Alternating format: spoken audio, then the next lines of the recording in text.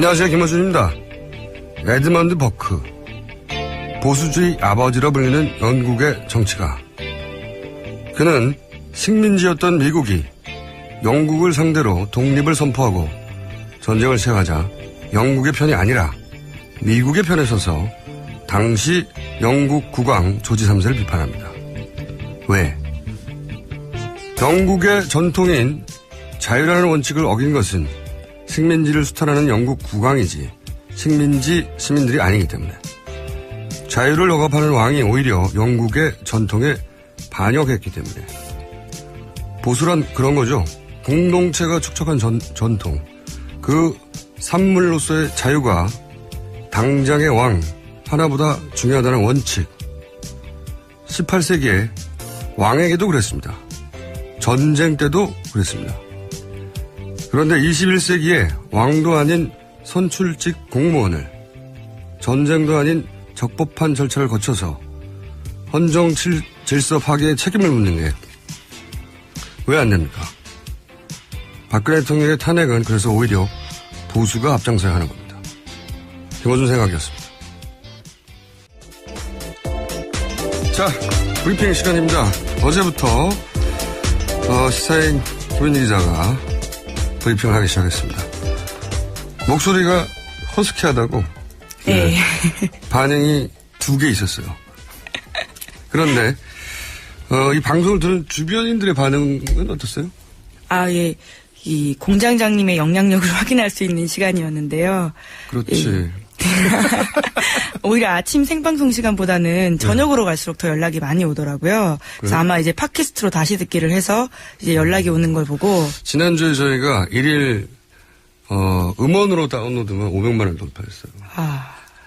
실시간으로 듣는 사람 혹은 뭐 실시간으로 라디오 듣는 사람, 스트리밍으로 듣는 사람 빼고. 네. 어때요? 그런 네. 반응을 보고 나니까. 뭐 더 열심히 하죠. 네.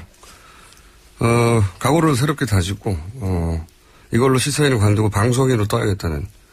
아니죠. 시사인을 사랑하고 좋아하는 기자입니다. 네. 좀 더 해봐요. 좀 더 뜨면 달라질 테니까 생각이. 자, 뉴스 해주십시오. 네, 이 한국일보 단독 보도인데요. 드디어 오늘이 탄핵 디데이지 않습니까? 이 박근혜 대통령 탄핵 소추안 통과의 키를 쥐고 있는 새누리당에서 최소 33명의 찬성표가 확보되었다라는 기사가 있습니다. 네, 기사인 거죠, 그냥. 예. 네. 이 한국일보가 자체적으로 새누리당 128명을 이 전원 조사한 결과인데요. 네. 그러니까 여기에 33표 더하기 야권과 무소속 의원 172명이 전원 탄핵에 동의한다고 가정하면 가결된다. 이런 거죠. 뭐 이런 언론의 보도는 여러 차례 있었는데 저는 이제 마지막 순간까지도 알 수가 없다. 왜냐하면 마지막 순간까지도 포기하지 않을 것이다. 친박 쪽에서는 혹은 청와대 쪽에서는 사실은 탄핵이 통과된 이후의 정국과 탄핵이 부결된 이후의 정국 완전히 다르거든요. 예. 대통령이 탄핵이 부결되면 살아난다고 봐야죠. 여러 가지 의미에서. 예. 권한을 계속 행사할 것이고. 그래서 저는 마지막 순간까지도 뭐 전화하거나 읍소하거나 회유하거나 부탁하거나는 시도가 끊임없을 것이고 한국일보가 이런 전화를 해서 밝혔다고 하면 그 사람들이 오히려 더 걱정됩니다. 속내를 말했잖아. 이름은 안 써가지고요. 예. 본인은 모르지만 예. 도청을 하면 알 수 있잖아요. 아이고. 네. 자, 첫 번째 뉴스는 탄핵 관련 뉴스가 뭐 모든 언론을 도배하고 있으니까요. 탄핵 관련 뉴스들이 많을 텐데 탄핵 관련 뉴스는 이 정도면 충분한 것 같아요. 이제 계속 우리가 실시간으로 모든 국민이 지켜볼 테니까. 네네. 다음 뉴스 전해주십시오. 예, 여성동아와 채널A 단독으로 같이 이제 취재한 내용인데요. 이 청와대 전 조리장의 증언을 계속해서 보도하고 있습니다. 갑자기 등장한 분이죠. 예, 이른 아침 박 대통령에 대한 보고는 금기사항이었다. 이 지진이 나도 새벽에는 윗선, 즉 박 대통령에게 바로 보고하지 말고 아침 몇 시에 보고하라는 말이 있었다라는 건데요. 게다가 뭐 추가적인 증언도 재밌습니다. 이 박 대통령이 회의나 외부 일정이 없으면 늘 관저에 머물렀다. 또 이 박 대통령이 TV 시청을 매우 좋아했다. 평소 혼자 TV를 보며 식사하는 시간이 가장 좋아한다. 뭐 이런 이야기도 했고요. 주말에는 뭐 3인방에 항상 방문하고 최순실 씨와 함께 회의했다. 뭐 이런 이야기도 있었고요. 그런데 제가 보기에는 그런 보도들이 조리장을 통해서 뭔가 진실이 새로 밝혀진 듯한 착각을 주지만 새로 밝혀졌던 건 없고요. 제가 보기엔 이 조리장이 갑자기 등장한 이유는 개인적으로 수정하기에 이 말을 하고 싶었던 것 같아요. 세월호 당일날 예. 점심 식사를 청와대 내에서 했다. 예, 혼자 했다라고 나오죠. 네. 1인분, 뭐 본인이 했는 걸 직접 본 건 아니지만 1인분이 들어갔고 비워져서 나왔다. 이렇게 이야기를 하고 있습니다. 이 인터뷰의 목적은 당일날 청와대 내에 있었다는 거를 조리장의 입을 통해서 전달하는 게 목적이었다고 봅니다. 저는. 거꾸로 없었을 수 있는 가능성에 대한 추론을 더 강력하게 하게 되는. 네. 그러니까 이 인터뷰는 점심 먹었다라는 말을 하려고 하는 인터뷰라고 저는 봅니다. 저는. 개인적인 생각이에요. 다음 뉴스는요. 이 JTBC 보도인데요. 이 검찰도 최순실 씨 태블릿 PC로 확인했다. 이 IP도 최 씨의 동선과 일치한다라는 제목의 기사입니다. 이 검찰 수사 결과 최 씨 것으로 맞다. 이런 결론이라는 보도인데요. 특히 검찰이 해당 태블릿 PC의 IP 주소를 확인한 결과 이 최순실 씨가 이동할 때마다 태블릿 PC로 같은 동선을 따라 움직였다라는 사실을 확인했다는 건데요. 이 최 씨가 독일이나 제주도를 다녀올 때 태블릿 PC가 같은 장소에 있던 사실을 확인했다라는 겁니다. 이 뉴스가 제가 오늘 뽑은 주시 뉴스입니다. 이거 제가 보기엔 말이죠. 다른 사안들을 전달할 시간이 없어요. 제가 이거 하다 보면. 네. 너무 할 얘기가 많아요. 왜냐하면 이 태블릿 PC가 왜 그렇게까지 문제냐. 어제 JTBC도 거의 뭐 절반 이상을 여기 하려 했잖아요. 예, 그렇죠. 요걸 이제 설명을 좀 할 게 많은데, 오늘 주시 뉴스니까 여기 예. 가만히 앉아 있어요. 최순실 씨는 전혀 모른다고 했잖아요. 변호인도 그렇죠. 모른다고 하고. 근데, 첫 번째 짚고자 하는 것은, 검찰에 나가서 내가 어디까지 내 혐의를 인정하고, 어디서부터는 부인할 것인가. 이거 굉장히 정교한 법률적인 판단이 필요한 사안이에요. 예, 핵심 증거죠, 사실. 네. 예. 왜냐하면은 어차피 드러날 거를 부인해버리면 나중에 자신의 진술 전체 신빙성이 떨어져서 불리해요. 예. 그러니까 근데 최순실 씨는 체포되기 전에 수사받은 적이 없거든요. 이번에 체포되기 전에. 그렇죠. 검찰을 어떻게 상대해야 될지 잘 몰라요. 그런데 처음부터 태블릿은 자신의 것이 아니라고 이 했단 인터뷰에서 말이죠. 그렇게 먼저 네. 밝혔죠. 귀국하기도 전에. 예. 그러니까 법률 전문가로부터 코치를 받았다는 첫 번째 정황입니다. 이게 자기께 아니라고 처음부터 나왔거든요. 네네. 혹시 자기께 아니라고 했다가 금방 밝혀지면 어떡하지? 이런 생각으로 일반인들은 법률적 조언을 받지 않으면 할 수 없는 답변이에요. 네. 인터뷰를 처음부터 그렇게 하고 나왔는데 그런데 그러니까 그게 첫 번째로는 법률적 조언을 받았다. 코치를 정교하게. 근데 왜 자기 사무실에서 나왔잖아요. 그렇죠. 그리고 자기 사진이 있는데 셀카로 보이죠. 그렇죠. 네. 뻔히 자기 거가 분명해 보이는데 왜 부인을 하느냐. 일반적인 상식으로 이해가 안 될 텐데 자기 PC에서 쓴 디지털 문서 있잖아요. 네. 그것도 본인이 쓴 게 아니다라고 만약에 주장을 하면 법정에서는 증거 능력이 부인되는 경우가 많아요. 이 국정원 댓글 사건이 실제로 그랬습니다. 네. 왜냐하면 디지털은 복제가 되잖아요. 그러니까 그 PC에서 그 사람이 썼다고 입증할 방법이 없는 거예요. 예. 그래서 이 공안 사건에 특히 이게 많이 발생합니다. 공안 사건에서. 간첩 사건. 이제 간첩 사건에서 너 간첩이지 하려고 막 이메일이나 문서 이런 거 PC에서 가져와 가지고 이걸로 이제 증거를 채택해서 몰아붙이려고 하는데 그럴 경우 변호인 측에서 부동의를 합니다. 동의를 하지 않아요. 그래서 법정이 증거로 채택하지 않는 경우가 많아요. 이유가 뭐냐? 본인이 작성했다는 증거가 없다. 그리고 디지털 문서는 복제가 가능하기 때문에 그 두 가지 다른 문서가 똑같다는 증거도 없다. 뭐 네. 등등의 여러 가지 이유로 디지털 증거는 증거 채택되지 않는 경우 상당히 많습니다. 네. 통합진보당 해산 사건 때도 이 디지털 증거에 대해서 변호인단이 부동의해가지고 검찰 쪽에서 애를 먹었어요 그때. 그래서 뭐 재판 결과가 늦어진다더니. 그런데 이게 바뀝니다. 올해 5월달에 네. 형사소송법 개정안이 어떻게 바뀌냐면 피고인이 작성한 뭐 문자나 뭐 사진이나 뭐 영상 이런 거 있잖아요. 그게 컴퓨터에 저장돼 있을 경우 그 디지털 증거도 증거가 될 수 있다. 이렇게 바뀌어요. 그 디지털 정보가 증거로 채택되는 게 훨씬 쉬워졌어요. 네네. 굉장히 쉬워졌는데, 근데 이 법안을 발의한 사람이 바로 김진태 의원입니다. 그 유명한 공안검사 출신이죠, 이분이. 김진태 의원이 이걸 발의한 이후에 페이스북에 이런 말을 남겼어요. 뭐라고 남겼냐면 특히 간첩 사건에 아주 유용할 것이다. 예. 제가 지금 말씀드린 이유로 간첩 사건에서 이렇게 기각되는 경우가 많았거든요. 증거를 채택이 안 되고. 예. 이 형사소송법을 하필 김진태 의원이 개정 발의한 이유가 있는 거예요. 간첩 사건 때 이용해 쓰려고 하는 의도가 있다. 이 말을 이렇게 바꿀 수 있는 거죠. 그래서 저는 간첩 조작 사건에도 아주 유용할 것이다. 이렇게 저는 해석해 볼 수 있다고 생각하는데, 그러니까 이렇게 법이 바뀌어가지고 자기 PC에서 나온 거 가지고 자기가 작성하지 않았다는 걸로는 불충분한 거 이제는 아예 자기 게 아니라고 해야 되는 겁니다. 아예 이 법이 바뀌어서 네. 예전에는 자기 PC라고 해도 내가 쓰지 않았다, 내가 썼다는 걸 입증하라. 예. 이걸로도 증거 부동의가 됐었거든요. 예, 다투는 문제가 되죠. 네, 그래서 채택이 안 돼요. 만약에 그런데 이제는 법이 바뀌어가지고 아예 내게 아니라고 주장해야 되는 거예요. 근본적으로 그런 주장을 했다는 것은 이 법안이 개정된 것까지도 아주 잘 아는. 그러니까 그러면서 태블릿 자체를 증거로 채택되지 않게 하기 위해서 이 증거 부동의 작전을 한 거다. 그 발언은 그 첫 출발이거든요. 왜냐하면 그 증거가 채택되지 않으면 그 안에 있는 모든 문서도 소용이 없는 거예요. 그렇죠. 네.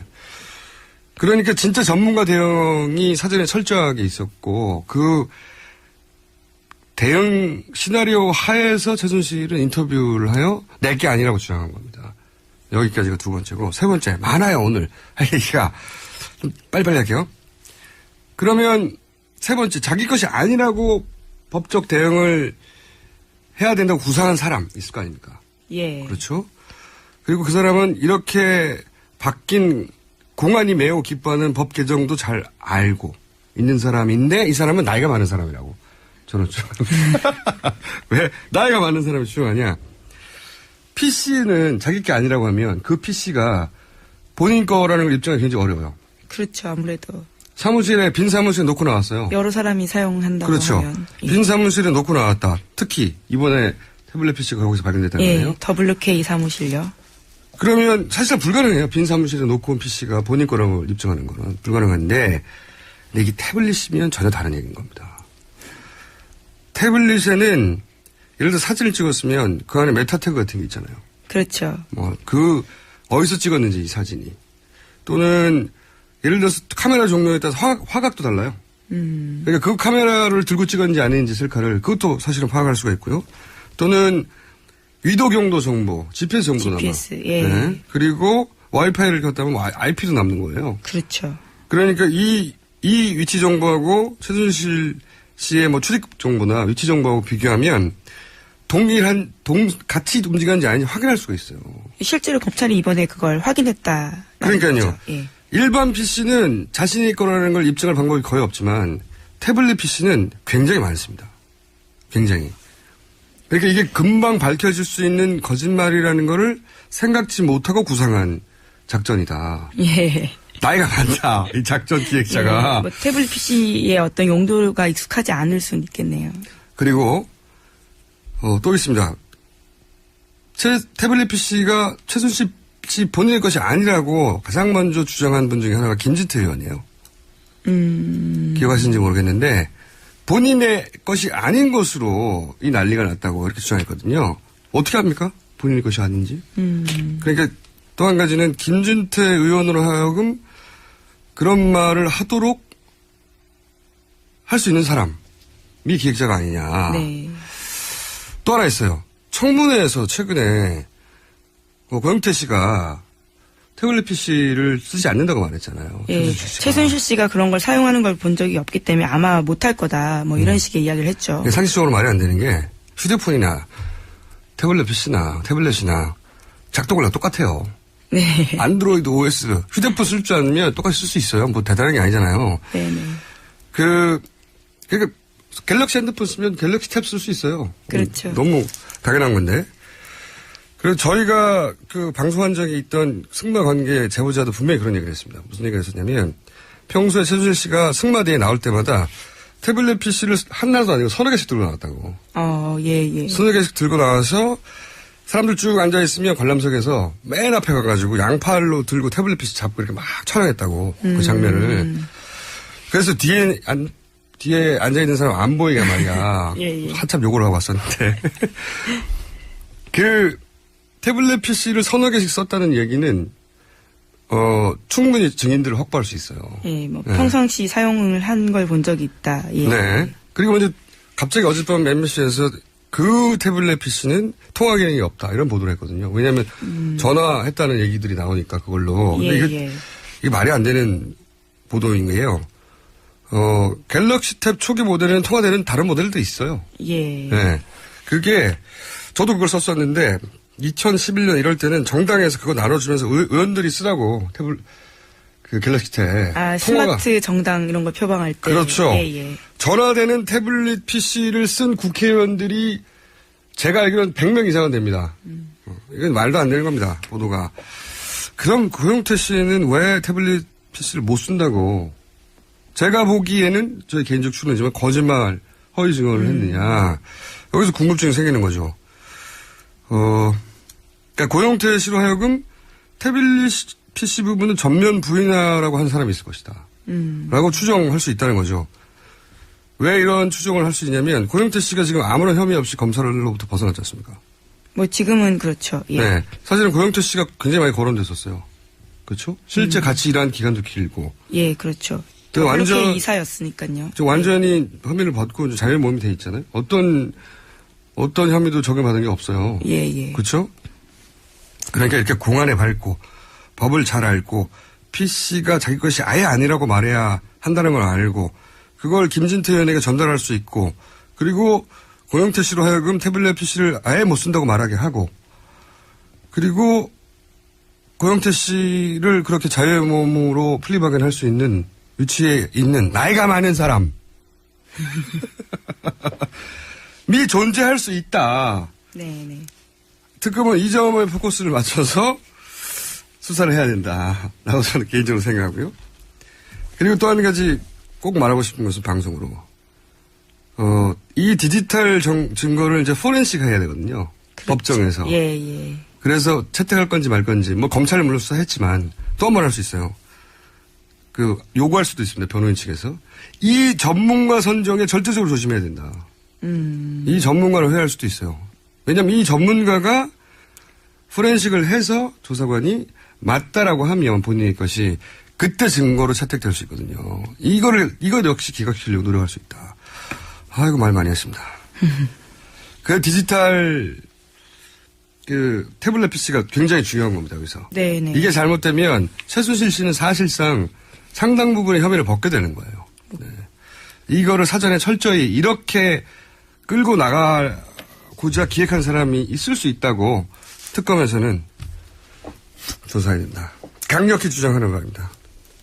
뉴스 하나 더 할까요? 네. 연합뉴스 보도인데요. 이 네. 백혜련 의원의 어제 발언입니다. 이 국회 본회의장에서 5분 동안 자유 발언을 한 건데 이 폭로인데 이 백혜련 의원은 박근혜 대통령이 본인을 옥죄어오는 검찰의 수사를 막기 위해서 검찰을 와해하려고 이 김현웅 전 법무장관에게 수사지휘권을 발동했다가 그것을 반발하고 김현웅 전 장관이 사표를 썼다. 이런 이 주장을 한 건데요. 이에 대해서 청와대는 사실무근이다. 이렇게 부인을 하긴 했습니다. 청와대는 최근에 말이죠. 사실무근이라고 하는 이 부인 자체가 사실 인정과 같이 들려요. 왜냐하면 2, 3일 내에 다시 밝혀지는 경우가 너무 많아가지고. 네. 한마디로 말해서 검찰 수사팀을 해체해버리려고 했다는 거네요. 그렇죠. 이 백혜련 의원의 주장이 맞다면 이 또한 굉장히 놀라운 일인데요. 대통령이 분명히 대국민 담화에서는 이 성실하게 검찰 수사를 받겠다고 하지 않았습니까? 그 자체도 어렵죠. 예. 이제 그럼에도 이면에서는 또 이런 식의 시도를 했다라고 한다면 사실이라면 아주 놀라울 만한 일이긴 합니다. 사실로 추정할 만한 과거의 사례가 너무 많죠. 정윤회 문건 때도 그 어떻게 덮었어요? 철저하게. 완전히 덮어버렸잖아요. 그때는 대통령 힘이 너무 강했고 이 태블릿 PC가 없었거든요. 그래서 우리가 물증을 입증할 수가 없었는데 네. 이 태블릿 PC는 굉장히 중요한 겁니다. 그래서 여러 가지 공격을 끊임없이 하죠. 이 태블릿 PC의 신빙성에 대해서, 뭐 입수 과정에 대해서.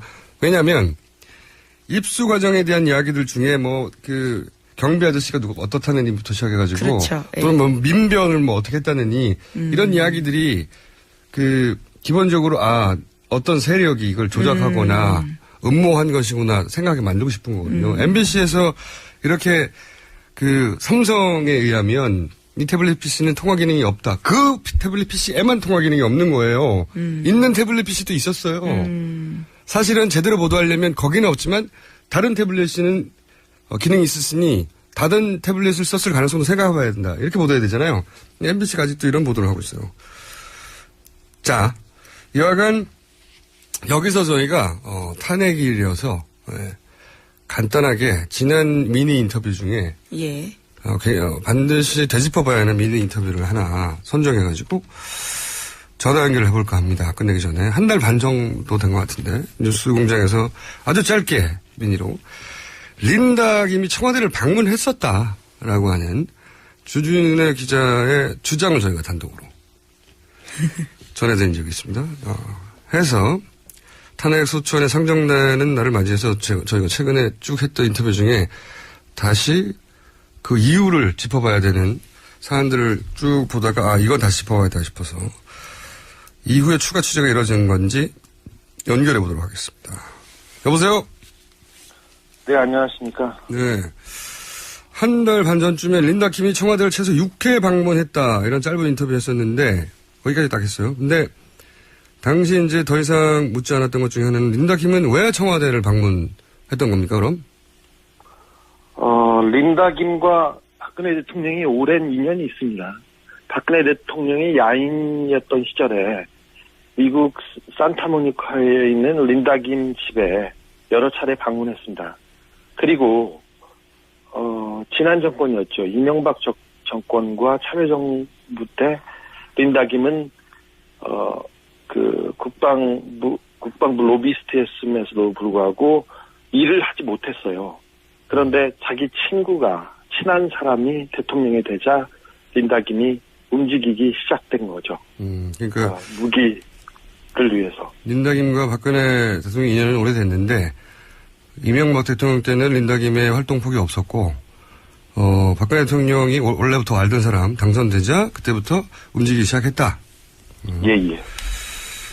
그럼 박근혜 대통령이 그렇다고 하더라도 직접 뭐 실물을 볼 사람 아닐 테고 누군가 린다 김의 파트너가 있었을 거 아닙니까? 카운터 파트너가? 누구였나요? 초기에는 정윤회였습니다. 정윤회. 네. 오호. 그러면은 린다 김이 로비를 해준 그 회사는 세간에서 거론되는 로키드 마틴이 맞습니까? 맞습니다. 대답이 참 짧아요. 맞습니다. 그러면은 정윤회 문건 사건 이후로는 정윤회 씨는 이제 전면으로 내서 물러났잖아요. 2014년인가? 그러면 네. 그 이유는 어떻게 됐죠? 그 이후에는 최순실 씨가 직접 관여했습니다. 최순실 씨가? 그러면 최순실 씨가 로키드 마틴을 직접 상대했다는 얘기인가요? 그렇습니다. 대답이 참 짧아요. 그럼 최순실 씨와 로키드 마틴이 직접 만났나요? 만났습니다.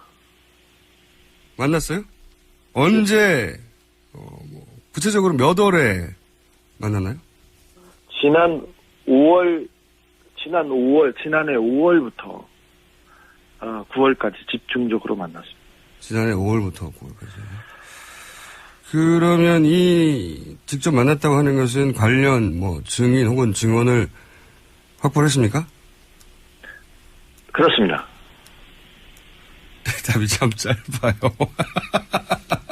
좋아요. 그렇다니까. 그러면 그렇게 지난해 5월부터 9월까지 직접 집중적으로 만나서 성사시키고자 했던 그 사업은 성사시켰나요? 성사가 됐습니다. 대답이 정말 짧아요. 좋아요. 규모는? 성사된 사업의 규모는? 수십조 단위입니다. 무기라는 게, 계약을 합니다. 차세대 전투기 사업만 해도 계약 금액이 8조 5천억 원입니다. 예를 들면. 예. 관리비가, 비행기 관리비가 30년간 총액으로는 3배에서 5배가량 듭니다.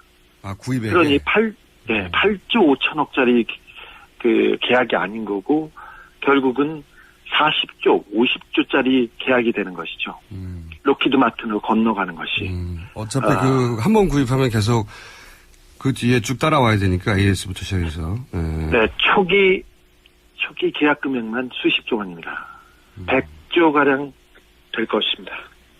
향후 전체 규모를 따지자면, 그렇게 파악한다. 네, 최소 100조가량입니다. 그런데, 지금 이제 저희가 이 사안을 린다 김으로부터 이제 확인해보고 싶어도 이분이 이제 올해 갑자기 마약 사건으로 수감이 되지 않았습니까? 대통령하고 가깝다고 하는데. 그렇습니다. 어떻게 됐죠, 그 이후?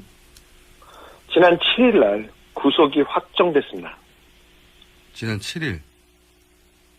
어제 그제였습니다.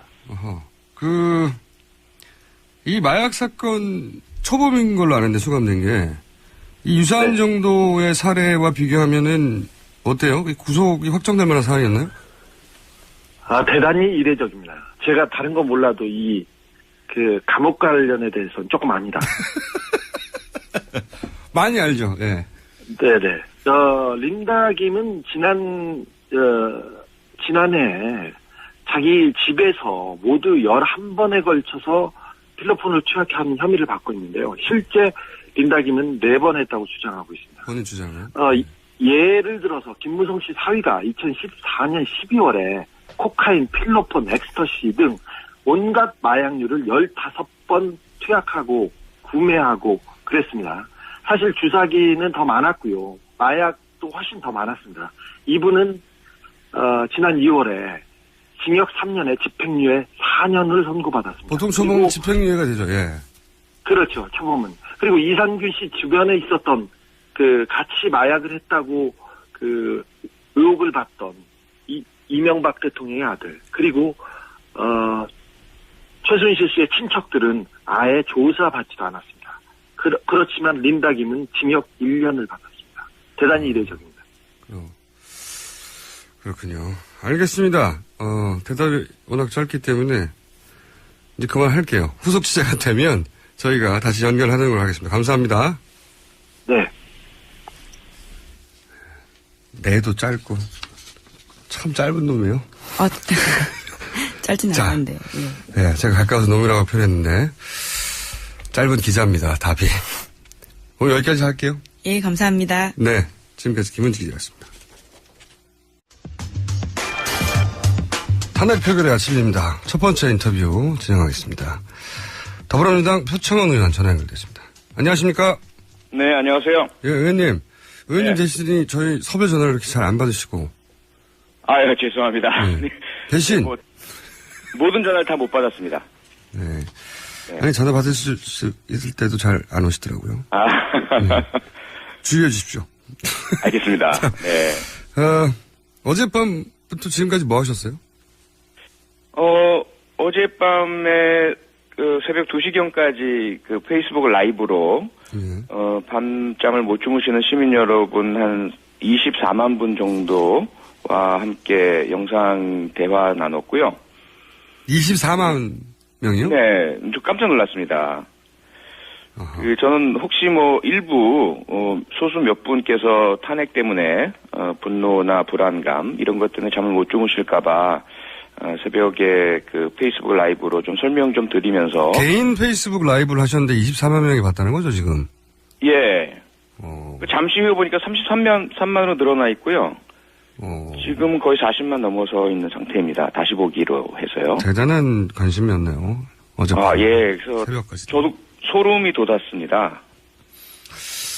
사람들의 관심이 정말 대단합니다. 국민들 관심이. 네. 그 문제 이전에 저희가 어제 마침 장제현 의원을 저희가 청문회 스타로 스튜디오에 모셨었거든요. 네. 예. 최근에 장제현 의원과 이제 한바탕 하셨지 않습니까? 장제현 의원 버전의 사태 대첩에 대해서 장제원 의원표 설명은 들었습니다. 네. 근데 이제 표창원 버전으로 당시 상황을 좀 네. 정리해 보시죠. 뭐 우선은 제가 명단 공개를 탄핵 찬반 국회의원 300분의 명단 공개를 하면서 빚어진 건데요. 네. 그날은 안전행정위원회 11월 30일이었죠. 국회 안전행정위원회에 법안에 대한 의결이 있는 날이었습니다. 그래서 저희가 안전행정위원회 뭐 다른 상임위도 다 마찬가지겠지만 의결이 있는 사안에 대해서는 다른 이야기는 하지 않기로 약속이 되어 있었거든요. 네. 그 전에는 주로 야당 의원들이 백남기 선생님 사건이라든지 전국 현안에 할 말이 많아서 가끔씩 그 약속을 어겼다가 제지받고 이랬었는데 그날은 이제 박성중 의원께서 새누리당이죠. 법안과 전혀 관련 없는 제 이제 명단 공개에 대한 비난과 질타를 많이 하셨어요. 잠시만요. 예. 그때 상황을 못 보신 분들 위해서 잠깐 그때 상황을 저희가 전해드릴게요. 잠깐만 기다려주십시오. 예. 예의가 먼저 차리세요. 오케이. 예의 먼저 해놓고 봅시다. 할 짓을 해야지 말이야. 뭐? 장재원, 왜 표창원? 이리 와봐. 할 짓? 아니, 자, 의원님. 야. 장비에 이러면 안 돼. 아이, 빨리. 경찰이다. 왜? 자. 경찰이야? 그래. 자, 우리, 새누리당 의원님도 좀 듣고 가시지. 왜 나가시오? 아니 왜 그렇게 오버하시는 거예요, 도대체? 듣고 가시지, 듣고. 기억이 새록새록 하시죠? 예. 그런데 네. 전반적인 상황은 이해를 했는데 어제 예. 저희가 요거를 짚어보고자 하는 이유는 뭐냐면 네. 장재 의원이 어쨌든 서로 친한 사이고 그래서 네. 목소리 높였던 부분은 서로 화해했고 사과도 하고 했다. 그 네네. 부분은 의원님도 비슷하게 말씀하실 것 같은데 장재 의원이 예. 동의가 안 되는 부분이 네. 탄핵 찬반 의원 명단을 공개하는 것은 아직도 동의할 수가 없다. 왜 표창원의 예. 기준으로 내가 맞춰야 하냐. 네. 별변을 터고 하셨거든요. 네. 네. 왜 공개하셨는지. 네, 그건 충분히 존중하고요. 네. 제 명단 공개가 전적으로 옳다라고 믿진 않습니다. 100%는 분명히 아니죠. 네. 새누리당 의원분들 입장에서는 기분이 나쁘실 수도 있고요. 네. 그리고 자존심이 상하실 수도 있겠죠. 그리고 정확하지 않다 이렇게 이야기하실 수도 있습니다. 그런데 네. 문제는 제가 당시에 명단 공개를 하겠다고 생각한 것은 네. 박근혜 대통령의 제3차 대국민 담화였습니다. 진퇴 문제를 포함해서 국회의 결정에 따르겠다 이렇게 하면서 그 전까지는 탄핵에 대한 강한 의지를 공유했던 새누리당 비박계 의원들이 흔들렸거든요. 네. 그러면서 대통령이 저렇게까지 나오는데 우리가 협의하고 퇴진에 대한 명예롭고 질서 있는 퇴진을 방법을 마련해야 될 것 아닌가 이런 얘기들이 자꾸 나오는 그렇죠. 거죠. 비박계 입장이 좀 흔들리고 바뀌었죠. 예, 그래서 제가 이건 안 된다 이렇게 하다가는 저는 이제 매주 광화문에 나갔고 촛불 시민들과 만나면서 현장 민심을 이제 공유하고 있었기 때문에요. 네. 이렇게 가면 큰일 난다라는 생각이 들었습니다. 그래서 그 순간 그 전까지는 모두 의미가 없다라고 봤고요. 의미가 없다기보다는 그 순간에서는 그래서 3차 담화 이후에 입장이 바뀌시는 분들 같은 경우 조금 다시 되돌아오셨으면 좋겠다라는 생각에 그 시점에서의 탄핵 찬반 혹은 주저 이러한 분류를 제가 한 것이고요.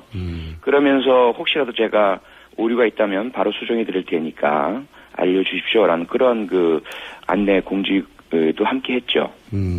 흔들리는 비박계를 좀 한편으로는 도와주는 거죠, 이게. 오히려. 저는 그렇게 생각했는데, 이제, 상대방에서는 기분이 나쁘실 수는 분명히 있습니다. 네. 근데 어쩔 수 없는 선택이었다. 네네. 기분 나쁜 것에 대해서는 사과할 수 있지만, 그때는 필요한 행동이었다고 지금도 생각하시는 거죠? 네, 그렇습니다. 그런데 이제 그렇게까지 해서, 굉장한 우여곡절 끝에 오늘 표결의 날이 됐습니다. 현재까지 민주당이 파악하기로는, 그리고 의원님이 파악하기로는 가결 가능성을 어느 정도로 보십니까? 99% 저는 그렇게 파악하고 있고요. 99%. 가결 가능성은요? 네. 다만 이제 그 몇 표 차이냐, 얼마나 압도적이냐, 이게 이제 문제가 될 것 같습니다. 가결이 된다고 보시는 거군요. 네, 그렇습니다. 언론에 따라서는 뭐 반반이다, 끝까지 포기하지 않는다, 혹은 뭐 몇 표 모자랄 수도 있다, 뭐 넘어도 몇 표 안 된다, 뭐 이런 분석도 있지 않습니까? 네, 뭐 다 의미 있는 분석들이고요. 다들 근거가 있으실 것으로 생각이 됩니다.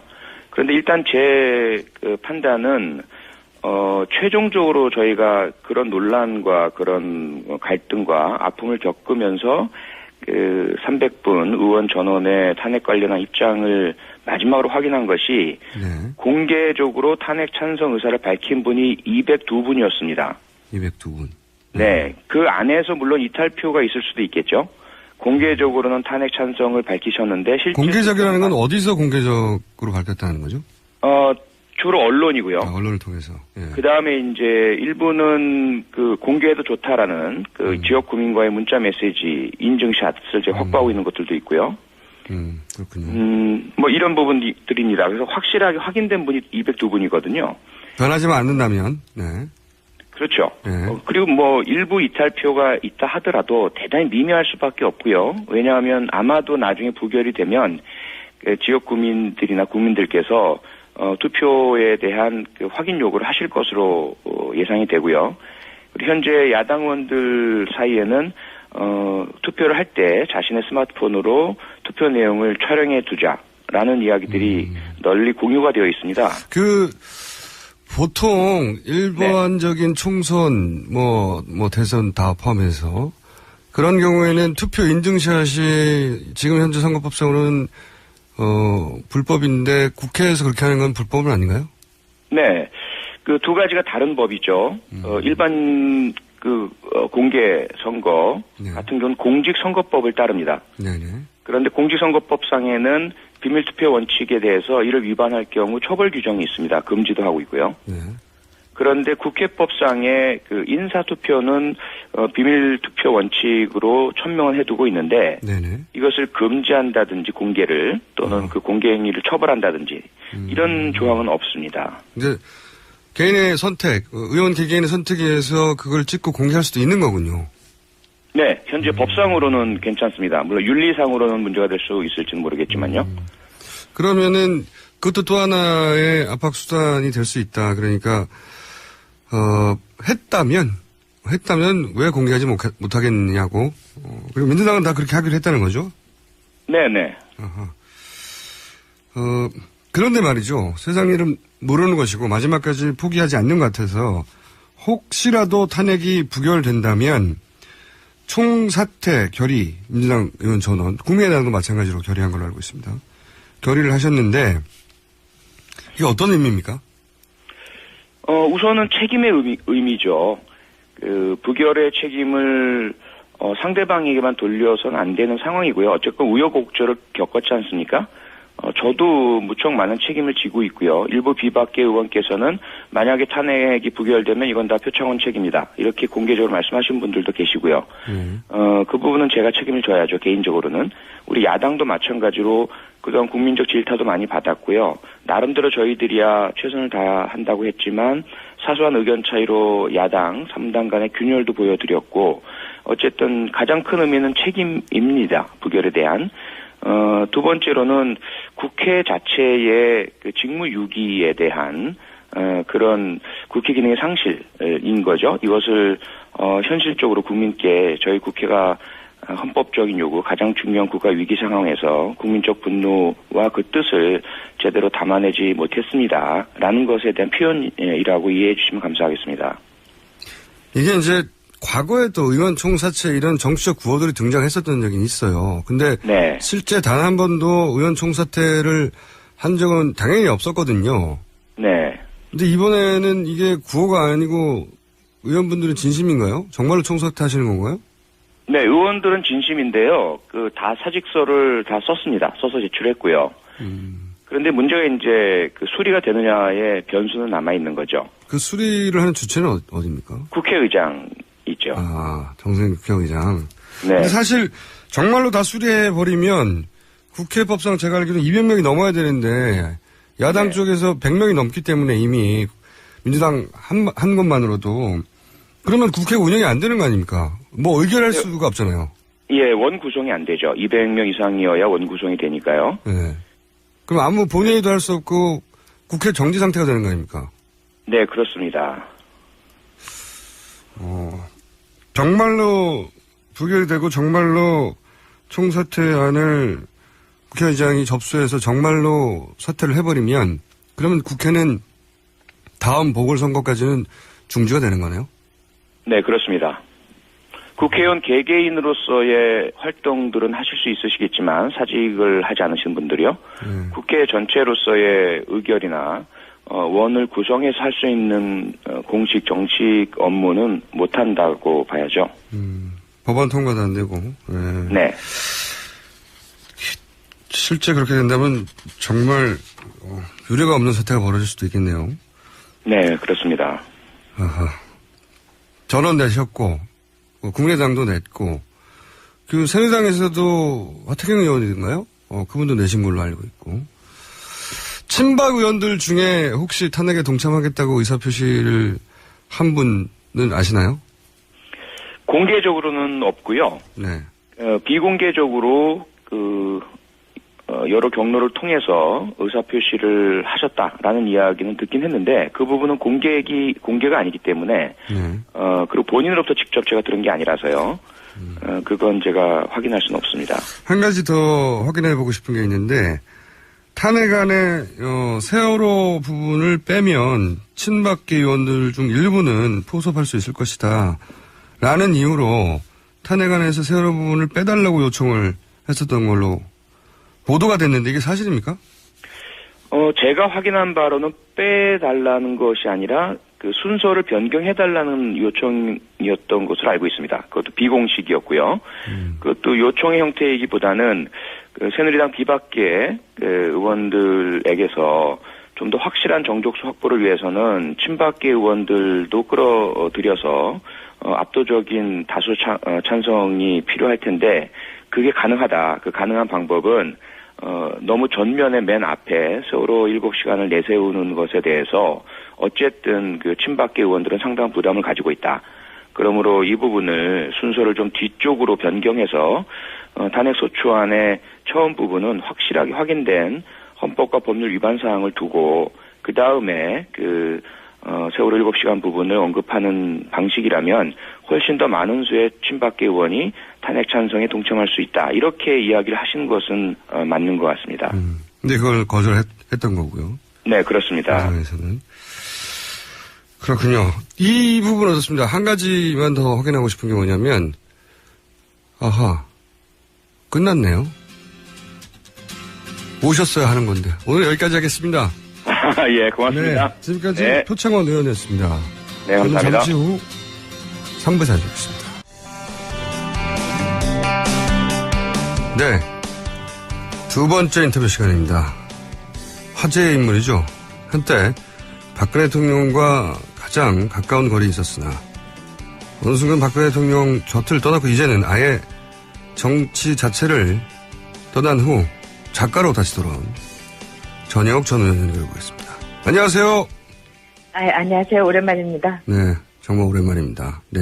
네. 보통 전직 의원은 다시 정치를 하려고 하기 때문에 호칭을 그냥 의원이라고 하는데 정치를 아예 안 하신다고 하니까 제가 뭐라고 부를까요? 전혜옥 씨. 전혜옥 씨요? 네, 알겠습니다. 네.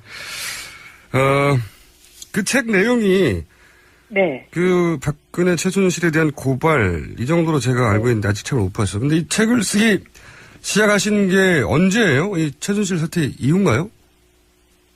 제가 그렇지는 않고요. 한 4년 동안 틈틈이 책을 써놨어요. 왜 그러냐면은 이 박근혜 대통령의 이 시대라는 것은 사실은 우리 사회에서의 그 모든 것의 그 적폐가 그대로 드러날 것이다. 저는 그런 예감이 있었기 때문에 이 책을 쓰자. 그래서 써놓긴 했는데 과연 이 책이 이제 세상의 햇빛을 볼 수 있을까에 대해서는 저는 반신반의했습니다. 또 하나는 그냥 무능한 정권으로 끝나기를 바라기도 했어요. 왜냐하면은 이 최순실과 그 모든 검은 장막 뒤에 그 실체가 드러나는 것은 박근혜 대통령의 정치를 떠나서 우리 국민 모두의 모멸감을 갖게 되는 참담한 상황이기 때문에 그런 마음도 있었기 때문에 굉장히 복잡합니다. 그래서 그간 써놨던 원고에 또 이런 상황에서 제가 거의 절반은 다시 다 손을 봐서 그렇게 내놓은 책입니다. 아, 틈틈이 쓰신 책이군요, 네. 이게. 갑자기 쓰신 네, 책이 네. 아니라. 그건 아니에요. 그렇군요. 박근혜 정부에 대해서 제가 최근 인터뷰를 봤는데, 여러 번. 네. 두려웠다는 말을 몇 번 하셨어요. 근데 그런 말을 하신 이유가 박근혜 대통령이 자신에게 반대하는 사람을 제압하기 위해서 동원하는 수단, 혹은 잔혹함, 이런 걸 지켜봐 왔고 잘 알기 때문인가요? 왜 이런 말씀을 하시는 건지. 두 가지가 있는데요. 저는 일단 이제 1970년대 후반과 80년대 초반에 대학을 다녔어요. 네. 그때 이제 유신 독재의 끝을 보았던 거죠. 얼마나 가혹한가를. 그래서 제 상상력이 다른 이 시대를 살던 분보다는 상상력이 아니라 아마 예상에 가까웠을 거고요. 그리고 이제 그 박근혜 대통령을 옆에서 보면서 그 권력에 대한 그 집착이라든가 또 권력에 대한 이해도, 나름의 이해도가 우리가 상상할 수 없다는 거는 저는 느꼈습니다.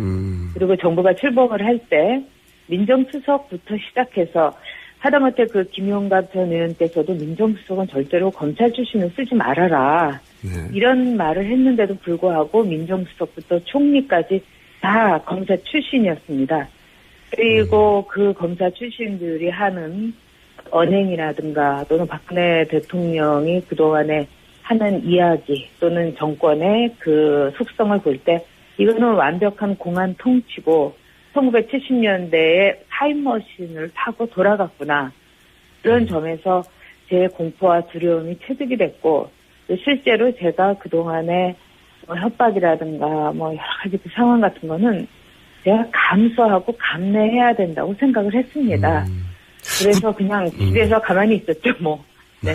구체적으로 제가 이제 이런 네. 질문을 드리는 이유 중에 하나가 검찰, 경찰, 사법부 여기까지는 충분히 누구나 할 수 있는 이야기인데 그런 기관들을 동원해서 압박한다. 근데 이제 보이지 않는 어둠의 권력까지 총동원 이런 말씀하셨는데 국정원 혹은 범죄 집단 이런 정도로 상상하면 되는 겁니까? 어둠의 권력? 그렇죠. 네. 그렇습니까? 제가 이 질문을 드린 이유가 있어요. 저도 박근혜 대통령 주변을 오랜 시간 탐사 취재하면서 어떤 사건 실체에 다가가면 다가갈수록 무섭다. 제가 네.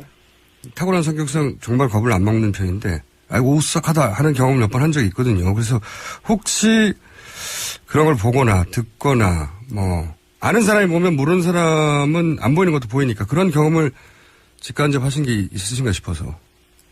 있죠. 그리고 저도 사실은 겉모르고 살았던 사람이에요. 그러나 제가 박근혜 정권을 경험을 하면서 저는 아시다시피 노무현 정권에서도 굉장히 그 조사를 한다든가 이런 거를 제가 느꼈죠. 그런데 그때도 제가 좀 두렵긴 했습니다만은 그 두려움이 박근혜 정권에서 느낀 것보다는 덜했어요. 그래서 그게 제가 한나라당에 들어가서 제 정열과 또 제가 갖고 있던 돈도 많이 쓰고 이러면서 제가 원했던 세상을 만들려고 했던 제가 얼마나 순진했나 그런 게 참 슬펐던 기간이었습니다.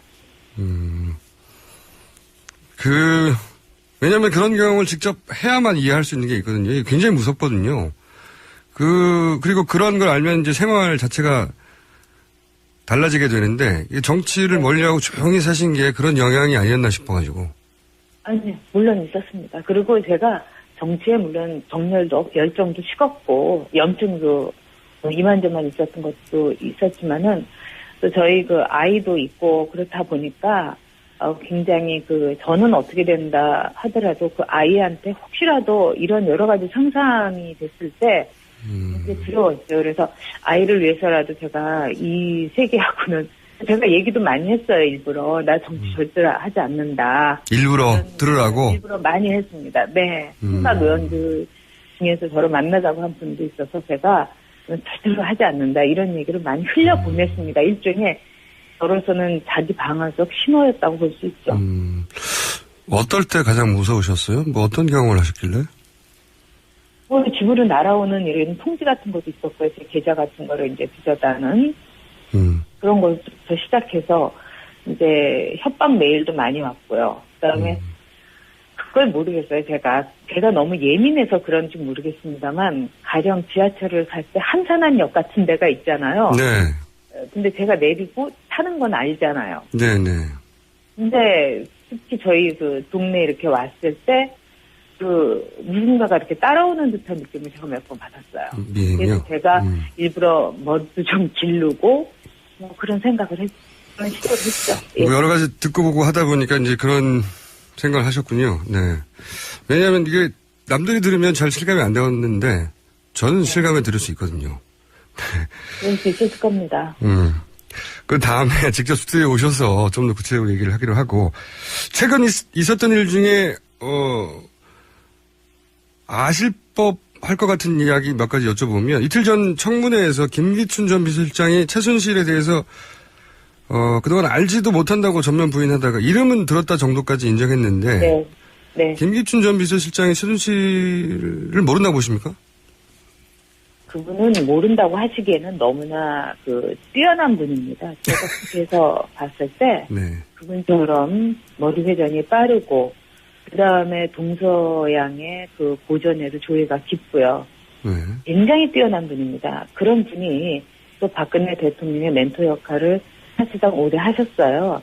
그런 분이 최태민 일가에 대해서 모를 수가 없죠. 다만 너무나 머리 회전이 뛰어난 분이기 때문에 의도적으로 직접 저촉을 하지 않았을 가능성은 있습니다. 수는 있다. 근데 모를 수는 없죠. 모를 수는 네. 없고. 네네. 그건 모를 수가 없죠. 여의도에 있었으면은 사실은 매우 머리가 아둔한 사람도 다 알 수가 있는 상황이었으니까요. 아둔한 사람도. 네. 네. 정윤혜 씨도 잘 모른다고. 이건 더 말이 안 되는 것 같은데요. 그때 과거 비서실장까지 했었는데 당시 그렇죠. 제가 알기로는 네. 근데 대표가 되기 전까지 비서실장을 양반이 비서실장이라는 직책도 없지만 보좌관을 했습니다. 그것도 무려 7년을. 또 모를 수가 없죠. 왜냐하면 김유춘 비서실장이 그때는 국회의원이었거든요. 네. 그렇죠. 네. 의회에 있었는데 정윤혜 씨가 당시 국회를 드나든 걸로 아는데 모른다는 게 말이 안 되는데 이건 어떻습니까? 최근 대통령이 이제 세월호 7시간 동안 올림머리 하느라 90분 소비했다 이런 보도가 있었어요. 근데 네. 물론 청와대는 20분밖에 안 된다고 반박하긴 했는데 이제 가까이서 지켜본 분으로서 대통령이 아이들이 이제 당장 몇백 명이 배에 갇혀 있는데 머리를 하느라 90분을 쓴다. 이거 보통 사람으로 상상하기 힘든 장면이거든요. 그런데 20분이건 90분이건 마찬가지라고 생각하고요. 그렇죠. 네. 저는 박근혜 그럴 수 있는 분인가요? 90분 머리를 하느라고 이렇게 시간을 그럴 수 있죠. 왜 그러냐면은 용량 자체가 우리가 왜 컴퓨터로 치자면 저장 용량이 이미 꽉 찬 분이에요. 왜 그러냐면 부모의 죽음, 18년 청와대의 생활 그 자체로 용량이 꽉 차 있기 때문에 삶의 삶을 보고 배우고 사랑과 눈물을 경험하고 이럴 수 있는 용량이 없어져 버린 거예요. 그렇기 때문에 세월호의 그 사태를 TV로 지켜보면서 식사도 할 수 있었고 그 다음에 20분 동안 올림머리를 이거는 자신의 어떤 정치 생활에서 매우 중요한 이미지 정치에 하나니까 그걸 또 뺄 수도 없는 거고 그렇기 때문에 저는 세월호 사태가 저로서는 제일 가슴이 아팠어요. 엄마였으니까. 근데 아이들의 이름과 이 선생님들의 이름을 하나 부르면서 눈물을 흐르는 장면을 보면서 저것은 연기다. 이 대목에서는 눈물을 흘려야 된다고 생각해서 흘리는 눈물이다. 저는 이런 걸 알 수가 있었죠. 왜냐하면은 타인에 대한 공감 능력이 없는 분입니다. 중요한 일이죠. 그렇군요. 또 한 가지 비슷한 경험을 하셨을 것 같아서 제가 또 질문을 드린 부분이 뭐냐면 제가 이제 2000년 2004년부터 함께 하셨지만 저는 이제 2002년 박근혜 당시 의원이 이제 한나라당 탈당해서 미래연합 창당했던 시절 있지 않습니까? 그때 제가 인터뷰를 한 적이 있어요. 근데 이제 굉장히 드물게 그때는 둘이서 한 방에서 1시간 넘게 제가 인터뷰를 박근혜 당시 의원과 했었는데 제가 인터뷰 스타일이 굉장히 집중적으로 인텐시브하게 하기 때문에 아주 정확하게 기억하고 있는데 당시 박근혜 의원의 말이 조리 있거나 스마트하진 않았지만 지금처럼 문장 자체가 안 되는 수준은 아니었거든요. 그래서 그 이후로 TV를 보거나 뭐 하면 저 혼자서 저 양반 말이 점점 어눌해지네 이런 인상을 받았거든요. 혹시 네. 그런 걸 느껴보신 적은 없어요? 점점점 말이 어눌해진다? 가까이 본 사람. 굉장히 느꼈죠. 왜 그러냐면 예전에 네. 굉장히 성실했고요. 네. 또 저하고 같이 이렇게 일을 했으면 성실했고 그다음에 기억력은 상당히 좋았습니다. 그리고 물론 이제 말이 어눌하고 네. 말솜씨가 없긴 했지만은 네네. 이 종이에다가 이렇게 성실하게 써서 그걸 열심히 외웠어요. 이렇게 네네. 조그만 종이를 4조각으로 접어가지고. 그리고 공식 석상에서는 하여튼 토씨 하나도 틀리지 그렇죠. 않을 정도로 그거를 그대로 얘기를 했어요. 또박또박, 예. 그렇죠. 또박또박 말씀하신 대로. 근데 이제 대통령이 돼가지고 제가 내용이 없다는 거는 저는 걱정을 매우 했지만은 저렇게 문장의 어순이 흐트러지는 걸 떠나서 예. 자신이 이야기하려고 했던 초점에서 벗어나더라고요. 네네. 그리고 약간의 건망증도 있고 그래서 굉장히 이상해서 제 친구가 이제 의사인데요. 물어봤어요. 그랬더니 그 친구가 만약에 불면증이 있어서 수면 유도제 같은 거를 많이 복용을 혹은 장기 복용을 하면 저런 건망증이 있을 수 있다. 말이 어눌해질 수 있다. 이런 얘기를 하더라고요. 그래서 제 나름대로의 퍼즐은 풀리긴 했는데 전에 비해서는 더 이상해진 건 확실합니다. 네, 저도 1시간 반 이상 집중적으로 인터뷰를 했었기 때문에 저도 기억이 생생한데 비슷한 느낌을 저도 받았거든요. 굉장히 어눌해졌다. 네. 그러니까 분명하게 정확하게 할 말을 외워서 또박또박 했었는데 그러니까 정말 제가 이 책에서도 언급은 했습니다만 대통령이 돼서 다시 나의 집이었던 마이 하우스였던 청와대에 들어간 순간 예. 아 나는 이제 모든 것이 끝났다. 내 업무 완수를 했다. 왜냐하면 아버지의 집을 되찾는 마치 그 몰락한 집안의 그 서희와도 같은 심정이었을 겁니다. 그러니까 그 다음부터는 손을 놔버린 것 같아요. 그리고 그 틈새를 최순실이 아주 교묘하게 말하자면 이제 모든 것이 됐습니다. 이러면서 잠이 안 오실 때는 드시고 12시까지 주무셔도 되고 뭐 이런 식으로 얘기를 했던 것이 아닌가. 그런 생각에서 정말 그 박의 나라, 박의 청와대, 박의 나라 이 모든 것이 그런 점에서 정말 그 위태로웠던 한 순간이었기 때문에 저는 뭐 불행하긴 하지만 이 시기를 우리가 박의 나라에서 우리나라로 돌릴 수 있는 시기를 갖게 된 게 그나마 다행이다 이렇게 생각은 합니다. 최근에 이제 엄청난 보도량 때문에 대부분의 사람들이 알게 됐지만 박근혜 대통령과 최순실은 서로를 필요하는 공생관계지만 또 한편으로 네. 최순실의 입장에서 바라보면 박근혜 대통령이 본인을 계속 필요로 하게 만들 그런 뭔가 본인만 제공 가능한 서비스가 있었어야 할 것 같은데 그래서 이제 그렇죠. 네, 그런 각종 말씀하신 뭐 수면 유도제나 주사제 같은 거 네. 그런 서비스를 적극적으로 하지 않았을까? 말하자면 뭐 그 예전에 중국에서 그 환관과 내시들이 그 황제에게 아편이라든가 또는 미색에 이렇게 물들게 하는 거하고 비슷하다고 봅니다. 근데 더 무서운 것은 박근혜 대통령도 박정희 대통령의 딸인 2세 세습 정치인이었던 거죠. 세습이라는 게 참 무서운 겁니다. 근데 최순실 역시 말하자면 세습 권력이었던 거예요. 박근혜에 대해서. 박근혜 대통령의 정신을 사로잡고 아시아의 지도자가 된다고 끊임없이 세뇌를 했던 최재민은 최면술도 굉장히 잘 구사를 했다는 여러 증언이 있습니다. 저도 직접 그거를 청와대에 근무했던 사람한테 들은 적도 있고 아버지가 최면술로 박근혜 대통령을 사로잡았다면은 최순실은 2세로서 박근혜라는 굉장한 자산을 아버지한테 물려받은 겁니다. 네. 그렇기 때문에 이 자산의 유지 관리를 어떻게 더 공고히 할 것인가. 첫째, 여성이라는 성이 같다는 점을 충분히 활용했죠. 모든 장신구부터 모든 생활을 완벽하게 챙겨줌으로써 없이는 꼼짝도 못하게 만드는 그런 첫 번째 과업.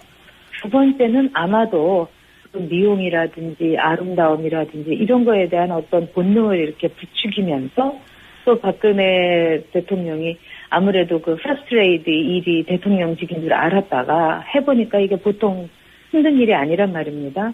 그러니까 심각한 불면증에 저는 걸렸을 가능성이 있다고 봅니다. 그 과정에서 이런 수면 유도제 같은 거라든가 이런 거를 통해 가지고 그 박근혜 대통령을 또 약물로서도 또는 여러 가지 미용 주사제라든가 그런 여러 가지 상황을 통해서 권하면서 자신의 권력을 더 공고히 하지 않았을까 이렇게 생각합니다. 가까이서 보신 분으로서 이제 그런 추론을 하시는 거고. 네. 최근에 제가 이제 보도된 인터뷰를 여러 번 봤는데 개인적으로는 가장 인상적이었던 게 이 보수에 대한 평가예요. 이제 본인이 한때 보수 정치인 중에 이제 가장 뭐랄까 화려하고 날카로운 글로 이제 진보 진영을 공격하셨던 분인데 제가 기억하기로 유시민 저녁 100분 토론 대단했죠. 예, 기억하는데. 네. 그런데 이제 최근 인터뷰를 보면 우리나라 보수 정치에 대해서 정치적 소견이 바뀌었다 이렇게 표현하기보다는 한 사람이 인간으로 이 세상을 보는 시각이 좀 달라졌다 그런 인상을 받았거든요. 어떻습니까? 저를 잘 모르시니까. 네. 저도 네. 아마도 김어준 선생님 내부에 보수도 있을 거고 진보도 그렇죠. 있습니다. 네. 저도 그렇습니다. 여성 문제에 대해서는 매우 진보적인 생각을 갖고 있고요. 네. 근데 저는 그럼에도 불구하고 제가 보수적인 부분이 많은 건 보수는 자유와 선택을 매우 존중을 합니다. 그리고 네. 시장을 존중을 하고요. 네. 그런 점에서 저는 보수의 길을 선택을 했는데 제가 그 보수주의자로서 한나라당에서 또 표현을 하면서 정말 그 보수 진영에 대해서 실망했습니다. 절망했죠. 그 사람들은 진짜 보수의 그 본질을 모르고 있더라고요. 공부도 안 했고 그리고 보수의 길을 간다는 게 얼마나 눈물겹고 처절하고 힘든 길인가에 대한 생각도 없고요. 정말 세월호에서 아이들을 구해내지 못한 것은 진보 진영의 문제가 아니라 보수의 치욕입니다. 적어도 보수는 유능하긴 했어야 되죠. 행동하긴 했어야 되죠. 그런 점에서 또 보수들이 굉장히 오염됐다는 점, 그런 점에 대해서 제가 매우 실망을 했다는 거죠. 그리고 박근혜라는 하나의 그 인물에 대해서 충성하는 것이 마치 보수의 본질인 것처럼 절대로 그렇지 않습니다. 보수주의자들은 이념과 가치에 대해서는 자기의 로열티를 가지지만 어떤 인물에 대해서는 절대로 로열티를 갖지 않습니다. 저는 그래서 사람에 대해서 충성한 적이 없습니다. 앞으로도 그럴 일이 없겠고요. 그런 점에서 제가 몹시 절망했다는 그 표현이죠. 시간이 거의 다 돼서 한 가지만 더 여쭤보겠는데, 근데 이제 정치인도 아니시기 때문에 네. 곤란하실까봐 안 드리려고 하다가 얘기를 나누다 보니까 오히려 다시 이야기하고 싶지 않을까 싶어서 제가 마지막 질문으로 드리는 건데, 과거에 저랑 인터뷰하실 때였어요, 사실은 이게. 네. 노무현 대통령이 고졸이 가령의 대통령은 컴플렉스가 없도록 대학을 나오는 게 좋다. 이런 얘기를 했다가 이제 큰 논란이 일어났는데. 네. 그때 저랑 인터뷰하다가 그렇게 된 거죠. 예. 기억하시죠? 아니에요. 그 인터뷰에서 제가 얘기는 했습니다만 그 이야기는 제가 2년 전인가 노무현 대통령이 이제 대통령 되셨을 때 유인태 수석한테 당신 좋은 대학 나와서 뭐 그런 거지 이렇게 했다는 그 보도를 보고 제가 월간조선인가 신동아에 글을 쓴 거예요. 글을 쓰고 나서 다시 인터뷰했구나. 네, 아무 문제가 안 됐어요. 근데 저는 노무현 대통령이 매우 매력적인 인물이라는 걸 인정을 합니다. 그래서 제가 궁금한 건 이겁니다. 네. 최근에 이제 아드님 인터뷰를 보다가 네. 지금은 좀 생각이 달라지셨을 수도 있겠다 싶어서 여쭤보는 건데 어떻게 생각하세요? 아니 저는 생각이 달라진 게 아니고요. 네. 기본적으로 볼 때 노무현 대통령이 대학을 못 나왔다 이 문제를 제가 얘기한 게 아니었고요. 네. 왜 대학 나온 사람에게 그렇게 컴플렉스를 가지냐. 대통령 됐으면은 그걸로 모든 성취고 정말 대학원의 박사나 이 모든 사람들보다도 얼마나 국민들에게 선택받았다는 그런 자부심으로 저는 일하기를 바랬습니다. 그리고 저는 학력에 대해서 한 번도 제가 편견을 가진 적은 없어요. 하도 그런 점이 강조가 돼서 그렇지 저는 제가 국회에 있을 때 보좌관 중에 2명이 고등학교 출신이었습니다. 저는 학력을 보지 않고 뽑았어요. 그리고 보좌관, 즉 4급도 고졸 출신인 사람이 제 4급 보좌관이었는데 국회에서는 아마 제가 유일했을 겁니다. 그래서 좀 와전된 부분이 네. 있다. 뭐 어떻게 보면은 정치인이었을 때라면은 제가 그런 생각을 하지 않고 그런 표현을 하지 않았을 수 있죠. 왜냐하면 정치인이라는 것은 모든 것에 몸을 사려야 되고 하지만 그때는 제가 자유로운 한 개인으로서 글을 썼고 정말 제 기본 뜻은 뭐 대학 꼭 나온 사람이 대통령이 돼야 된다는 게 절대로 아니고 저는 그런 점에서 김대중 대통령은 상당히 좋았다고 봅니다. 그런 모든 것에서는 벗어난 분이니까 그런 점이 아쉬웠다는 얘기를 한 거니까요. 저는 제가 거기에 대해서 이러쿵저러쿵 얘기하기는 좀 뭐하네요. 저는 정말 이 학벌에 대해서 그런 건 없었습니다. 제 친구들도 그렇고. 알겠습니다. 제가 그런 생각을 갖고 살아온 사람도 아니고요. 답답한 얘기였죠. 예. 알겠습니다. 그러면요. 다음에는 꼭 스튜디오 나와주세요. 제가 직접 뵙고 여쭤보고 싶은 게 많거든요. 눈을 맞추고.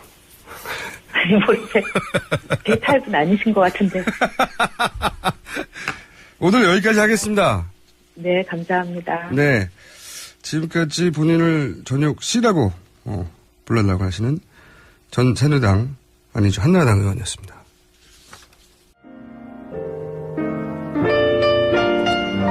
네, 짧은 AS 주진우 기자에 대해서 이렇게 얘기했네요. 일관성 있는 짧은 대답, 신뢰가 간다. 그냥 말이 짧은 겁니다. 네, 제가 이 얘기하다가 갑자기 말이 짧은 놈이라고 표현했는데 신에서 놈이라는 표현에 기분이 상하신 분들이 있다면 계속 기분 상해하시기 바랍니다. 자, 농담이고요.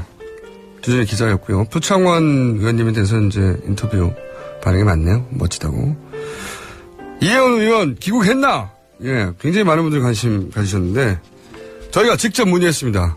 오늘 새벽 5시 15분에 인천공항에 도착하여 현재 무사히 국회에서 회의 중이라고. 표결 참여 이상한 거 없으니까 걱정하지 마시고요. 자, 여기까지 하겠습니다. AS.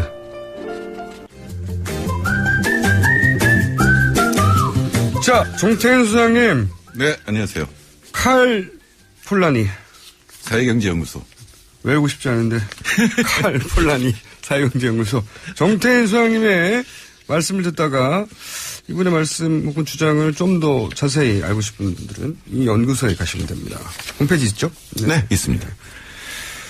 자, 이름을 기억하지 못하시면 그냥 정태인 연구소 치시면 칼폴라니 사회경제연구소가 나옵니다. 네, 그렇게 많은 분들이 치지는 않을 거예요.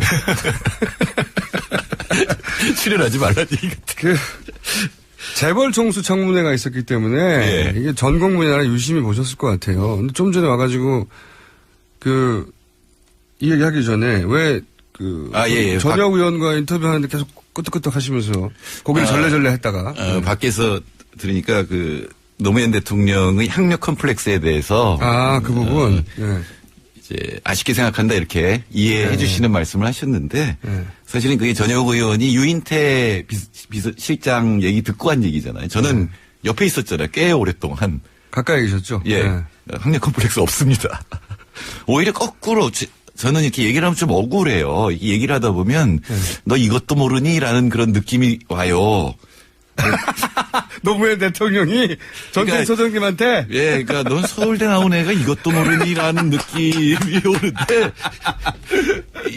좀 억울해요. 내가 서울대 나온 거랑 당신이 읽은 걸 내가 안 읽은 거랑 그게 무슨 상관이 있어요. 아니 저도 여러 차례 인터뷰 했었지만 딴 건 모르겠어요. 노무현 대통령 성격 되게 급하거든요. 네. 성격 되게 급하고 그런데 컴플렉스는 없어요. 그거는 어쩌면은 당시에 이 한나라당이었죠. 노무현 대통령을 보는 시각이었어요. 저 급도 안 되는 게 이 대통령 한다라는 것 때문에 그런 시각. 그러니까 사사건건 반대하고 존중하지 않았던 거죠. 제가 보기엔 그렇습니다. 어쨌든 정반대에서 계셨던 전혁 씨의 평가에 대해서 그래서 이제 끄떡끄떡 하다가 절레절레 하다가 그러니까 평가는 고마운데 사실은 잘못 짚었어요. 그거는 직접 겪지 않아서 모를 수도 있죠. 모를 수도 있죠. 그냥 어떻게 보면 일반 사람들의 어떤 감이었던 거죠. 편견이었던 거죠. 고졸이니까 컴플렉스가 있을 것이다. 예. 자, 이 재벌 총수 청문회를 관심 있게 보시면서 답답하셨을 거 아니에요. 이거 왜 안 물어봐. 혹은 이거 핵심은 이건데 여기를 비껴가네라든가 아니면 저 양반의 질문은 ADS라든지 아니면 이건 뭐하러 하는 질문이야 등등등. 근데 그게 김상조 교수처럼 제가 거기 있었으면 아마 그런 생각을 하고 흥분했을 텐데. 예, 근데 이제 저는 사실 어떻게 대답할지를 대충 짐작을 하고 있었기 때문에. 뻔하죠, 사실은. 예. 한 번은 이제 노무현 대통령이 투자 좀 해달라고 총수들을 한번 쭉 부른 적이 있어요. 미르재단처럼? 아니, 이제 그거는 뭐 다 모아놓고 이제 회의를 한 거죠. 전체 회의를? 예. 근데 나는 그때 재벌 총수들이 어느 정도의 수준인지 대통령 질문에 대한 대답을 하는 걸 보면서 특히 말씀은 안 드리겠지만 모 총수 얘기는 못 알아듣겠어요. 누굽니까? 이니셜로 말해서 어떤 제2모 총수 우리나라의 3위 안에 드는 제2모 총수는 그러니까 여기서 제이라고 하는 것은 성제이 예. 정모 총수죠, 그러니까. 정모 선수. 저도 그래도 방송을 했기 때문에 남의 얘기를 금방 알아듣는 훈련이 돼 있는데 못 알아듣겠어요. 그래서 이정호 선생님은 많이 기록을 하시거든요. 그래서 옆에 이렇게 봤어요. 한 줄도 못 쓰고 못 알아들어서. 예. 이 사람 무슨 소리를 하는지 못 알아들어서. 3회 안에 든다고요? 네. 다행히 청문회에서는 그분이 말씀을 거의 안 하셨습니다. 다행입니다. 그렇군요. 그런 경험을 해보셨는데. 그래서 그러니까 저는 이런 생각을 국민들이 많이 하셨을 것 같아요. 이번은 사건을 겪으면서 우리나라를 지배하는 굉장히 뛰어난 사람들이라고 생각했던 사람들이 경제 권력들이 경제 권력뿐만 아니라 대통령이라든가 수석이라든가 교수 출신들이라든가 얼마나 수준이 낮은가. 특히 경제에서 이분들만 없으면 우리나라 경제가 얼마나 잘 될까. 아주 그런 생각하거든요. 야, 이런 대통령 밑에서도 나라가 안 망하고 이 정도까지 와 있는 건 그 나라가 얼마나 저력이 있는 건가. 저런 총수 밑에서도 아직도 세계적인 기업이라는 건 그 기업 자체는 얼마나 훌륭한 기업인가. 그럼 총수만 딱 없어지면 정말 확 올라갈 거 아니에요. 아니, 이건 진심입니다. 저희 웃기라고 하는 얘기가 아니라. 예, 총수는 즐겁게 하려고 하는 게 아니고 진심. 재벌 총수들을 직접 면전에서 여러 가지 요구나 질의에 회의에서 또는 뭐라고 말하는지를 들어보고 이 수준이 이 정도구나 라고 생각하셨던 경험이 있기 때문에 청문회에 나와서도 별반 다르지 않을 거다. 네. 그러니까 그 정도예요. 그러니까 우리 굉장히 훌륭한 사람이기 때문에 우리 자본주의 사회에서의 그 인식이 그렇잖아요. 돈을 저렇게 많이 벌었다면 정말 훌륭한 사람일 거야. 능력 있고. 그러니까 일세는 그런 게 있죠. 가령 정주영 회장이라든가 이런 사람들이 자동차를 했다. 상상이 안 되는 일이었어요, 사실은. 또는 이병철 회장이 반도체를 했다. 이건 분명히 앙트로포너예요. 혁신적인 그런 걸 했고 따라가기지만. 근데 2세, 3세잖아요, 지금. 이 사람은 굉장히 뛰어나서 지금 이 2%의 지분으로 전체를 다 지배하고 있는 게 아니잖아요. 막 얽고 설키고 그다음에 뭔가 이 사람이 없으면 안 될 것 같은 어떤 그런 이 조직을 만들어 놨기 때문에 그렇지 사실 그분이 없어도 그 조직은 굴러갑니다. 다만 아주 중요한 결정을 못 할 수는 있어요. 그런 결정은 마지막에 그쪽에 옛날에 조선시대 왕한테 의뢰하듯이. 근데 그건 훈련하면 됩니다. 그러니까 책임질 수 없으니까 그러니까 이럴 때 책임질 수 없으니까 결정해 줄 사람이 필요한 거지. 네. 그 사람 결정이 너무나 훌륭하기 때문에 그 사람 결정으로 그 기업이 잘 된다는 건 아니라는 거죠. 그렇죠. 그러니까 조선시대 왕 같은 거고 어떻게 보면 조선시대 왕 없어도 굴러갈 수 있거든요. 민주적 훈련만 되면. 예. 그런 의미에서 이번 청문회에서 크게 기대할 게 없다고 생각하고 오셨군요. 어차피. 네, 모른다고 얘기할 테니까요. 그러니까 이번 청문회에 가장 대답 잘한 사람은 김기춘 전 비서실장이고. 그렇죠. 그러니까 거의 유사하게 이제 총수들이 흉내를 냈는데 총수들은 좀 더 나는 바보입니다라는 거를 이렇게 많이 내비쳤죠.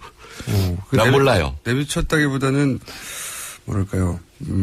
유출됐죠. 네. 극비인데. 기업 내에서는 극비일 거예요, 그게.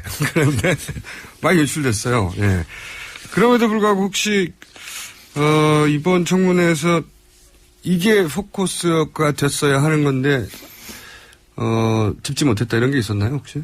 대답은 못하더라도 문제 제기는 했었어야 되는 건데. 문제 제기도 다 됐죠, 사실은. 됐는데? 네. 가령 이제 재벌 3세, 특히 이제 이재용 씨한테 후계가 넘어갈 때 도대체 어떻게 이런 일이 벌어졌고 또 삼성이 정유라 씨 말 사주고 스포츠센터 미르에다가 돈 내고 또 스포츠센터 지어준다고 약속한 게 과연 뭐 때문이었는지 많이 밝혀졌다고 봅니다. 아마 국민들은 이게 재벌 3세 승계가 제일모직하고 삼성물산 통합하고 관련돼서 말 사줬지 이게 뜬금없이 왜 정유라 씨 말을 사줘요? 제가 듣기로는 이재용 씨가 승마 국가대표 수준이래요.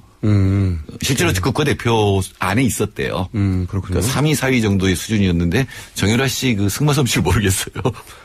그렇죠. 그런데 말 사주고 직접 갔잖아요. 삼성전자 사장이 가서 비덱이라고 하는 그 회사 설립 비용을 댔으니까 이건 뭐 뇌물이죠, 뭐. 그렇죠. 네, 명백한 뇌물이죠. 이건 어떻습니까? 하여튼 삼성이 그런 식으로 정유라 씨에게 직간접으로 지원한 게 300억 가까이 된다고 하니까요. 네. 어마어마한 돈을 개인에게 준 거죠. 네. 어쩌면 특검하면 더 나올지도 몰라요. 그렇죠. 우리가 지금 언론을 통해서 조사 없이 언론을 통해서 드러나는 게 거의 그 정도인데. 사실 이재용 씨 입장에서 보면 그 껌값이잖아요. 이번에 이 삼성물산을 통해 삼성물산을 통해서 제일 삼성생명과 삼성전자를 전부 지배하게 됐기 때문에 뭐 몇십 조의 이익을 받았다고도 볼 수 있으니까 300억짜리 껌을 드셨구나. 비싼 껌을 드셨는데. 자, 이거 어떻습니까? 주진영 전 하나투자증권 대표 발언이 상당히 화제가 됐습니다. 네네. 그 발언은 또 어떻게 보셨어요? 예, 주진영 이사는 재벌들의 행태를 봤잖아요. 사장으로서 가까이서 봤죠. 예. 그리고 본인이 생각하기에 이거는 통합하면 안 된다라고 본인의 뜻대로 보고서를 썼는데 그걸 갖다가 또 이제 하나 위에 있는 사람들이 다시는 그런 거 쓰지 말아라든가. 그러니까 당신 그만둬야 된다라든가. 예를 들어 삼성증권에서 그걸 썼는데 삼성에서 뭐라고 하면 이해가 가요. 예. 근데 왜 삼성 이익을 위해서 하나그룹이 나서주냐. 그래서 명언을 했잖아요. 이게 무슨 조폭 조직들 같다고. A 조직, B 조직, C 조직이 있는데 그들의 이익이 걸리면은 모두 승계해야 되니까 그들의 이익이 걸리면 서로 돕는다. 근데 사실은 KCC도 마찬가지예요. 삼성물산이 자사주 팔 때 그걸 상당히 비싸게 사줬거든요. 물론 나중에 더 이익이 있을 거라고 생각했겠지만 그거 사주는 것도 사실은 이 조폭들의 의리죠. 재벌들끼리 서로. 기업 논리로만 본다면 비싸니까 사지 말아야 되는데. 그렇죠. 비싸게 사주거든요. 이제 문제는 이제 국민연금이죠. 이건 기업도 아니고. 그게 제일 크죠. 조폭 조직도 아닌데. 그걸 해결할 수 없기 때문에 기업들은 서로 말씀하신 대로. 당신들도 나중에 승계해야 되잖아. 암묵적 담합이죠. 되는데. 국민연금은 이 국민들 돈이란 말이에요. 그렇죠. 이거를 해결하려고 사실상 300억을 쓴 게 아니냐. 말 사주고. 이런 의혹이 있는 거죠. 그렇죠. 근데 실제로 해결됐지 않습니까? 그러니까 삼성물산 주가가 떨어지는데도 기여했고 그때 막 팔아서. 그다음에 불리한 데도 통합시켜줘서 결국은 3대 승계가 되게 했는데 왜 국민연금이 그 일을 하느냐. 이걸 갖다가 이 사람들이 마지막으로 할 수 있는 얘기는 국민 경제를 위해서 이 3세 승계가 돼야 이 한국 경제 발전한다 이 얘기를 해야 되거든요. 그걸 누가 판단하는데 그걸 왜 자기들이 판단을 하느냐라는. 왜 그러면서 따지면 언론에 따라 다르지만 3천억이기도 하고 5천억이기도 한 아니 당장 몇천억 손해를 보면서 왜 그렇게 하는데 누가. 그리고 그 결정 과정도 굉장히 불투명했다는 거는 이건 밝혀야 되는 거죠. 특검에서 밝혀야 되는 거죠. 누가 그런 권한을 줬는데 되물어야 되는 것이고 그 돈 뱉어내야 되는 겁니다. 이거 관련된 사람이 다. 네. 당시에 그 결정과 관련이 있을 때는 보건복지부 장관이 문영표 씨였어요. 근데 이 사람이 메르스 때문에 그만두잖아요. 4개월 뒤에 바로 그 국민연금 이사장으로 가요. 징계를 받아야 되는데. 징계를 물러나야 되는데. 사실은 완전히 매장될 수도 있는 거잖아요. 메르스를 초기 안 막아가지고. 난리가 났지 않습니까, 나라가. 그거 똑같아요. 박근혜 정부는 위기가 닥치면 없어져요. 정부가 없어져. 그러다 갑자기 이제 나중에 나타나서 개혁하겠다는. 하여튼 그 당사자였는데 그만뒀다가 다시 바로 그 국민연금 이 문제를 해결하러 가. 네. 수습하러 간 거죠. 이제 끝난 다음에 이제 국민연금 이사장으로 간 거죠. 맞습니다. 한 전형을 보여줬죠. 한 단면을. 그러니까 다른 증권사들은 다 여기에 찬성해줬기 때문에 말을 안 하는 거고 이분만 사실 반대를 했기 때문에 사실은 이런 말을 할 수 있게 된 거죠. 조폭이라고. 네. 그리고 원래 주진영 씨가 굉장히 깐깐한 사람이에요. 그래요? 주정환 동국대 교수 아들이죠. 우리나라의 첫 세대 경제학자고 농업 경제학자로서 굉장히 깐깐한 분이 계십니다. 그분의 아들이죠. 아버지가 깐깐하고 아들이 깐깐한 건 아닌데. 어쨌든. 물론 그렇습니다. 그렇군요. 여기는 괜찮은 세습이 이루어졌어요. 주시지와도. 괜찮은 세습이.